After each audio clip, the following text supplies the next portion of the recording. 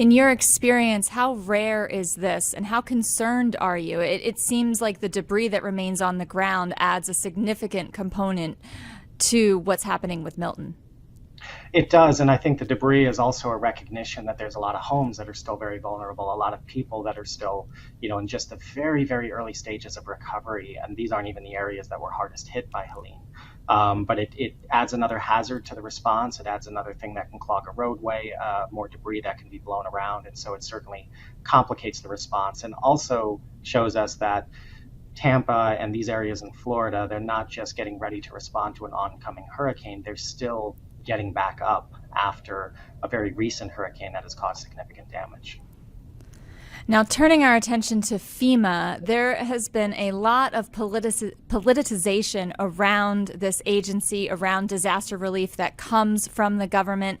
Can you talk about the misinformation that's out there? I know FEMA had to put out a fact sheet on its website to kind of battle some of the false claims. And I don't know, let's start broadly. Is the misinformation that's floating around just because people don't understand what FEMA does, or is it a deliberate attempt to mislead parts of the public by certain politicians? I would say, unfortunately, I have to say it's probably a little bit of both. We always do see misinformation in disasters. We see it being perpetuated by people, sometimes from a fundamental misunderstanding of how things work. A lot of decisions that are made at the state and local level with the federal government supporting.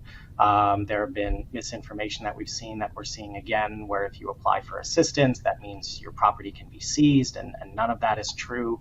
But we are seeing this amplified. We're seeing this amplified by sitting elected officials nationally who clearly have an agenda against the current administration. It is an election year. It's very close to the election, and we have seen that disasters can be an influence, particularly the perception of disaster response and disaster recovery in the way that people vote. And so it's unfortunate, but in the circumstances we're in, we're just seeing a lot of this misinformation being amplified and in some cases being created and perpetuated by those rather than really focusing on serving those who are most in need right now. And of course, that's not a new phenomenon. Former President Bush was attacked for his response to Hurricane Katrina, so we've seen this before. What's your assessment of how the Biden and Harris administration has responded to Helene and is responding or will respond to Hurricane Milton? Absolutely, and I think I would differentiate to the misinformation versus the legitimate criticism of response, because there's always lessons to be learned and always things that can be done better. But absolutely, in terms of where the administration is at and where we're at as a nation is, frankly, we're at a breaking point with our emergency management systems. And so I think it's something where, we see agencies like FEMA, but they're certainly not the only one, state agencies and other, having to call on resources from the Department of Defense and other agencies. We see the reserve staff ready to respond in these agencies at all-time lows. We see disaster funds depleted. Some nearly ran out before the continuing resolution from Congress. We see the loan program from the disaster loans from the Small Business Administration dangerously low.